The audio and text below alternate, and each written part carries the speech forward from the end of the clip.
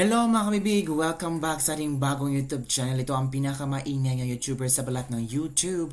Ako si Kabibig, maglebak-lebak na tao with evidence na ko po. Itong si Migs Nograles, galit si Jason Sa, at ibang mga DDS supporters kasi comment si Migs Nograles na pinag-iingat ang publiko sa mga fake news na inaatake ang ilang mambabatas. Ang sabi ni Jason Sa, ang lakas din ng loob, apog ng babaeng ito. Siguradong ikang mananalo siyang mayor ng Davao City.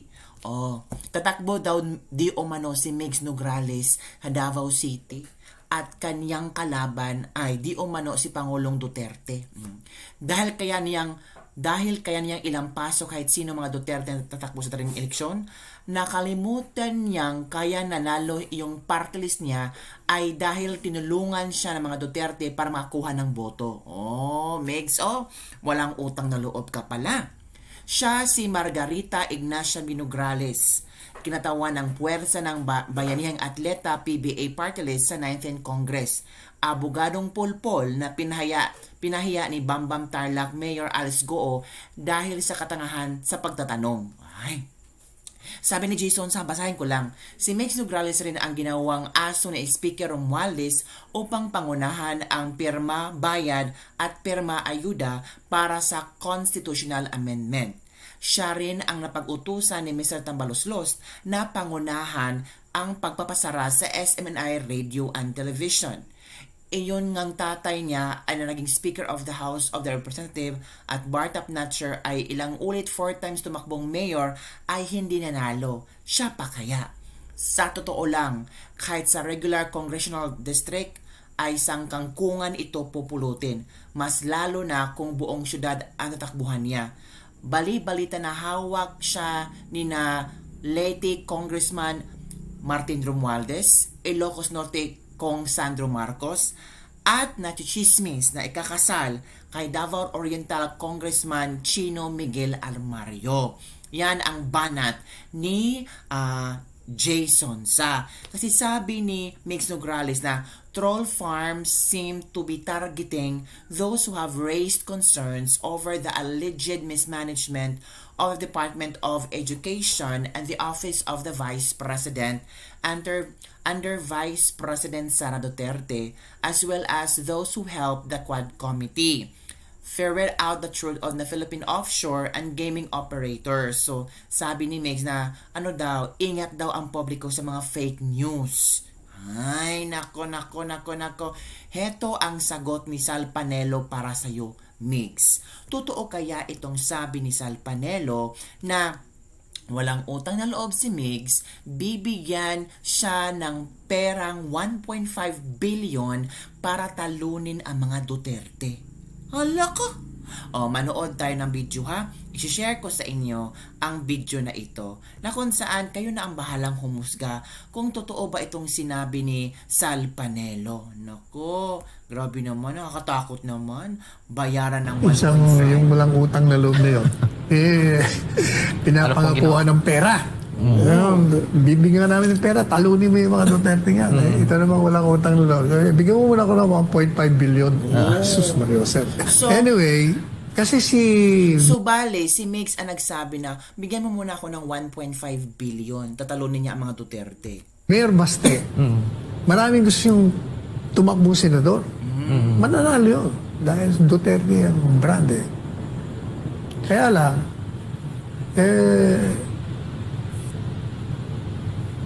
mas maganda, sabi ng mga nag-aaral dyan sa Davao, na tumakbo siyang vice mayor. Para si Presidente Duterte, kung mag-mayor. Mayor na, sigurado naman panalo yan eh. Kasi yung balita ko, yung walang utang na loob na yun, pinapangakuha ng pera. Bibigyan namin ng pera, talunin mo yung mga Duterte nga. Ito naman walang utang na loob. Bigyan mo muna ko ng 1.5 billion. Sus Mariosep. Gagastos siya siguro 100 million. The rest of the 1 billion tatago niya sa sarili niya. Pag ang labanan ganyan, delikado. Baka manalo. Pero kung si Digong ang kalaban, wala. Kahit sino. Kahit sino, wala na yan. Kaya, mas magandang si Digong ang mayor. Para pag tumakbo siya ng vice presidente, pag siya ay nag-resign, o di si Baste pa rin ang mayor. Ganyan. Tama mga kabibig. So, meron pa akong isang video na dito ay inihayag ni dating Chief Presidential Legal Counsel, Attorney Salvador Panelo, na mayroong siyang dalawang posisyon na naistakbuhan ni dating Pangulong Duterte sa 2025 midterm election. Tingnan natin kung tatakbo nga ba si Pangulong Duterte sa 2025 midterm election. Pero I doubt na parang tatakbo si Duterte. Let us see. The other way. Tumakbo kaya senador. Kasi gusto ko kayo ni Inday, Sara, tumakbong President and Vice President 2028. Sabi niya, bakit senador? Gusto ko nga, kongresista eh. Dahil gusto kong turuan itong mga nayayamot ako pag nanonood ako eh. Walang alam mo ito. Paliwanag pa ni Panelo, kung tatakbong senador ang dating Pangulo, ay dito anyang makikita kung matutuloy ang Duterte-Duterte tandem sa 2028 national election. Pag tumakbo ka kasing senador, magiging barometro mo yon, magiging measurement mo kung ikaw ay nasa taas pa ng popularidad. Pag ikaw ay nag-number 1, 2, 3, ibig sabihin, nandun pa rin ang pagtanggap sa'yo ng taong bayan. At ituloy mo ang pagtakbo mo Vice Presidente sa 2028. Pero kung mananalo ka nga, number 8, 9, 10, 11, 12 ka, kalimutan mo ng pagtakbo mo. Tama din. Pero kung hindi ito tutuloy sa pagkasenador si FPRD, mas magandang si Digong ang mayor para pag tumakbo siya ng vice presidente, pag siya ay nag-resign, o di si Baste pa rin ang mayor. Tama. Sa ngayon, sinabi ni Panelo ng pagka-alkalde ng Davao City at pagkasenador ang pinagpipilian ng dating Pangulong Duterte na takbo ang posisyon sa midterm elections. Kung maalala, binanggit noon ni Vice President Sara Duterte na tatakbo ang kanyang ama na si FPRD at ang kapatid nito si Congressman Pulong at Mayor Baste sa pagkasenador. Samantala, may hanggang October 8 pa para malaman kung tatakbo o hindi at kung anong tatakbo ang posisyon ng dating Pangulo. Para sa Diyos sa Pilipinas kung mahal, Almar Forzuelo, SM9 News. Kaliwat kanan ng mga banat kay Vice President Sara Duterte nitong mga nakalipas na buwan. Pero tila hindi naaapektuhan ng pambabatikos ang tiwala ng mayorya ng mga Pilipino kay VP Sara. Sa resulta ng survey ng Pulse Asia na isinagawa nitong September 6 hanggang 13, 2024 na may 2,400 adult respondents sa buong bansa, nangunguna pa rin ang pangalawang Pangulo na may mataas na approval and trust ratings sa top government 2,000 plus ang respondents. So, number 1 para si Sara, di ba? officials. Sa nakalipas na 3 buwan, nakakuha si VP Sara ng 60% approval, 23% and wow, ang taas pala no. Tingnan yung kabibig Grabe yung nakuha ni VP Sara. Oo. Palakpakan naman para kay VP Sara. Si Bongbong. Ewan ko kay Bongbong. Ay, ano nangyari kay Bongbong, mga kabibig? Parang pinakain ng alikabok ni VP Sara. Decided at 17% ang disapproval ratings. Kapantay naman ito si Senate President Cheese Escudero na may 60% approval, 32% undecided at 8% disapproval ratings. Habang si President Bongbong Marcos Jr. ay nakakuha ng 50% approval, 29% undecided at 21% disapproval ratings. Nangungulelat naman si House Speaker Martin Romualdez na mayroon lamang 32% approval ratings. Pagdating sa trust ratings, nangunguna pa rin sa top government official si Vice President Sara Duterte na may 61%. Sinundan ito ni Senate President Escudero na may 56%, pangatlo si BBM na may 50%, at panghuli pa din si Speaker Mo. Tingnan yung kabibig sa NCR, si Kuan, si Sara 37 lang, mataas si BBM sa NCR. Pero si Speaker Martin 29, kulelat pa rin. Sa Luzon, si Sara 47, mataas si BBM 64. 'Di ba?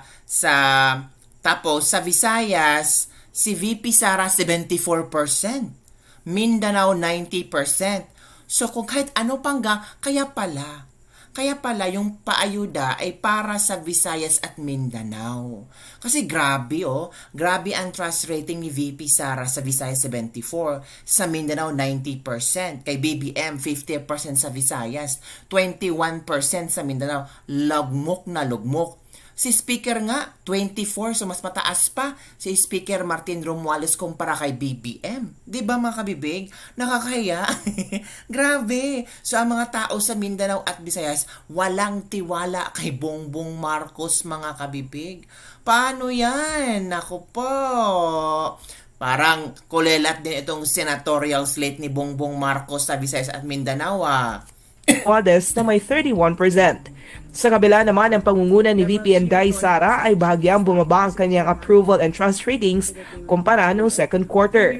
Ilan naman sa mga pangunahing issue ng isagawa ang survey ay ang pag-atake sa KOJC, investigasyon sa illegal na POGO, tensyon sa West Philippine Sea, pagdinig sa budget ng Office of the Vice President, investigasyon ng Quadcom sa war on drugs ng dating Pangulong Rodrigo Duterte, pagtaas ng kaso ng monkeypox o mpox, 21 pesos per meal na budget statement ng NEDA, at pagbaba ng inflation rate noong Agosto. Para sa Diyos at sa Pilipinas kong mahal, ako si Val TV Negrasha. SMNA News. Sa unang araw ng COC filing para sa national position, early bird sa paghain ng kandidatura, si Agri-Party List Representative Wilbert Lee na gustong tumakbo sa pagkasenador sa taong 2025. Wala ito na kaya niyang mapaunlad ang buhay ng mga hirap sa panukalang batas na iyahain ito sa oras maging kandidato at manalo sa lanan. Tumatakbo si Nick sa ilalim ng partidong Action Demokratiko. Magkakaroon ng murang pagkain sa hapagkainan ng bawat pamilyang Pilipino. Luma na yung mga style na yun, parang BBM rin. Nakakalungkot po Murang pag nakikita ko yung ating mga kababayan ay kailangan pa po mga ibang bansa para lang po sa trabaho. Ay, luma. Sa buhayan. Yun po yung gusto natin po alisin at lahat, higit sa lahat yung huli, yung pong pagkakasakit. Gusto po natin yan ay mawala. Yung takot at pangamba sa pagkakasakit. Pagkatapos naman ng filing, agad itong pinuntahan ng kanyang mga supporter na alas 6 pa lang ng umaga ay nag-abang na para suportahan siya. Rain or shine ay hindi nagpatinag ang mga ito sa pagbibigay ng suporta sa senatorial aspirant.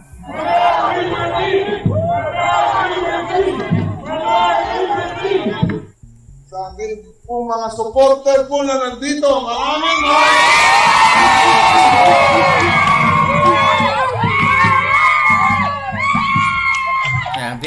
maraming salamat po sa inyo. Samantalang ilan pa sa mga naghain ng kandidatura para sa pagkasenador ay sina David Polchan, Janice Padilla, Jose Jesse Olivares, at si Dr. Joey Montemayor. So ang dami pala kabibig nyo, ang dami palang gustong magsenador, gustong magkongresista. Di ba kabibig? Ay nako, pati si Diwata. Oo, grabe si Diwata kabibig. Sumali na rin. Alam niyo ba si Diwata? Bukas pag-uusapan natin si Diwata mga kabibig. So yun lang mga kabibig ang ating latest lebak-lebak for today. Migs Nograles, binayaran ng 1.5 billion para talunin lang ang mga Duterte. Ay, si Migs yata ang nag-request ng 1.5. Basta, ang sabi ni Sal Panelo na ito ang sabi, isa yung walang utang na loob na yun, pinangakuan ng pera, bibigyan ka namin ng pera, talunin mo yung mga Duterte na yan. Ito namang walang utang na loob, bigyan mo muna ako ng 1.5 billion. Sos Mariosep. Diba? Yun ang statement ni Attorney Migs Nograles. Totoo kaya ito mga kabibig? Saan kaya nakuha ng informante or information si Sal Panelo? So yun lang mga kabibig ang ating latest lebak-lebak for today. Don't forget to like, subscribe, and share this video para sa mga latest trending news na ating pag-uusapan para hindi tayo mahuli sa mga lebak-lebak with evidence. Bye everyone! See you next time!